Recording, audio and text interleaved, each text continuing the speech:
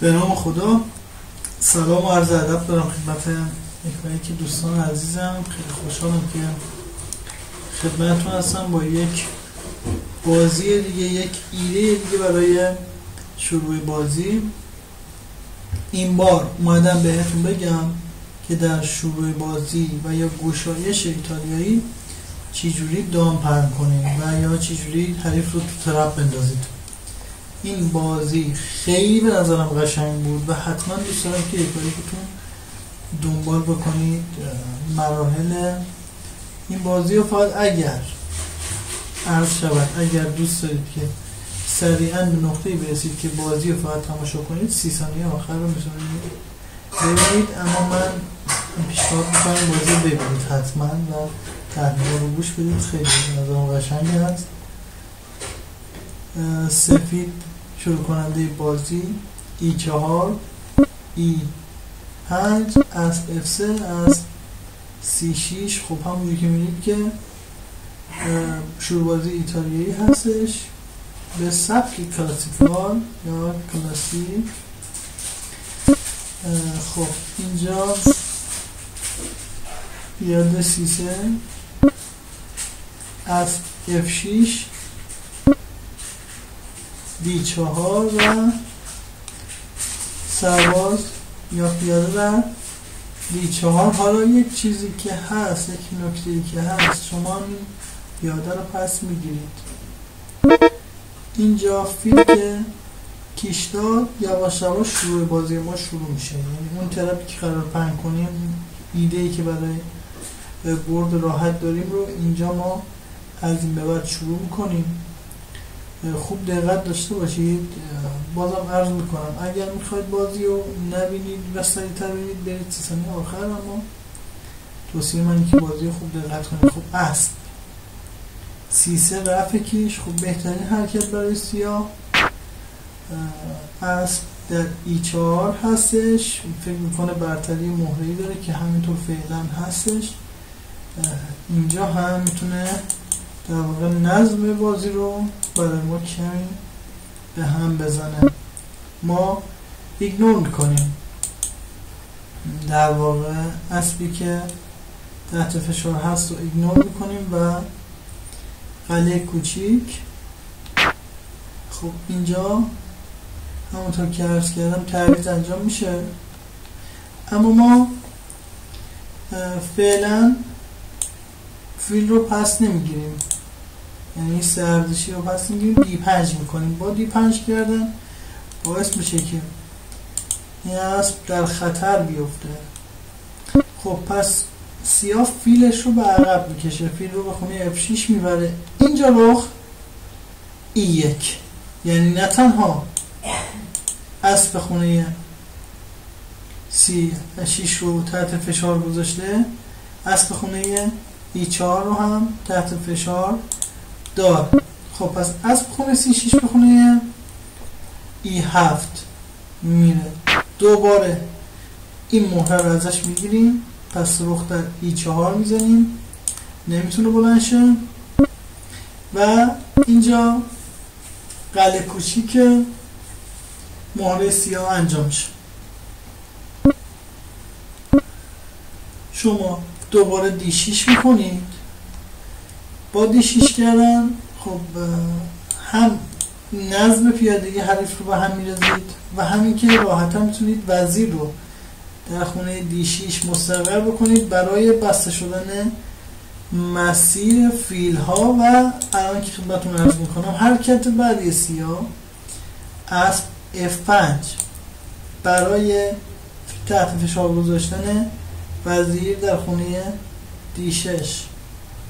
وزیر D5 میاد، همونطور که عرض کردم در یک راستا قرار داره. خب الان این کار کرد که بتونه فیل رو آزاد بکنه و از مهرش دفاع کنه. پس دقیقا همین کار میکنه. D6 که یک بازی نرم انتخابی هستش. اینجا بهترین حرکت برای سفید از خونه G5 هست و گول خوردن مهره سیاه. فیل در G5 به گمانش که خیلی پیشی گرفته از ما. فیل در G5 وزیر در G5. خب اینجا کار ما شروع میشه. عرض شود که بهترین حرکت برای سفید را حدس بزنید. فکر کنید این مات در 3 حرکت هستش. ببینید خب وقتی وزیر در واقع این مهره رو گرفت، یعنی چون تنها مهره‌ای که میتونه از این مسیر در واقع چیز کنه، دفاع کنه، فقط مهره رخ در خونه F8 هستش. پس ما وزیر در F7 کیش حرکت اجباری هستش، یا اگر خب شاه رو به خونه H8 ببره، خب ما اینجا وزیر رخ رو میگیریم و مات. و اگر با رخ بزنه دیگه ما رخ رو فعلا نمیگیریم. بهترین حرکت قطعا رخ در E8 هستش و مات، چون دیگه رخ رو نمیتونه برگردونه، شاه مسیری نداره، راستایی که در واقع رخ بعدی قرار کمک بکنه فیل بسطش و اون وزیری که در واقع در خونه D8 بود رو بلند کردن و به خونه G5 آوردن. برای همین دیگه حریف مات شدش. پس یک بار دیگه من عرض میکنم خدمتتون با هم با سرعت آهسته و بدون سرعت بیشتر نگاه میکنیم. باید عرض شود که یه خواهش فقط که دارم، لطفاً پیج رو سابسکرایب کنید، فالو کنید و حتما از لایک و کامنت بهره‌مندمون کنید، خواهش میکنم. و اینکه کل ویدیو رو ببینید، چون به نفع خودتون هست. شطرنج بازا و شطرنج دوستایی که هستید، من در خدمتتون هستم. E4 E5 از F3 از C6 فیل C4. یک بازی مرسوم هستش. فیل C5 یک بازی مرسوم هستش. خب و اینکه شما معمولا بیشتر پلیرها و بازیکن‌های شطرنج از این سبک استفاده میکنن، پس این رو قرار زیاد ببینید و برای رایتینگ‌های پایین، متوسط، حتی بالا میتونه حیله خوبی باشه و میتونه ترپ خوبی باشه. خب C3 از F6 D4 E در D4 C در D4 فیل B4 کش، اسب C3 رفت کش، اسب در E4 قلعه کوچیک، فیل در C3 D5 فیل F6 رخ E1 اسب E7 رخ در E4 قلعه کوچیک D6 C در D6 وزیر در D6 اسب F5 وزیر D5 D6 اسب G5 فیل در G5 فیل در G5 وزیر در G5 وزیر در F7 کیش رخ در F7 و رخ در E8 مات.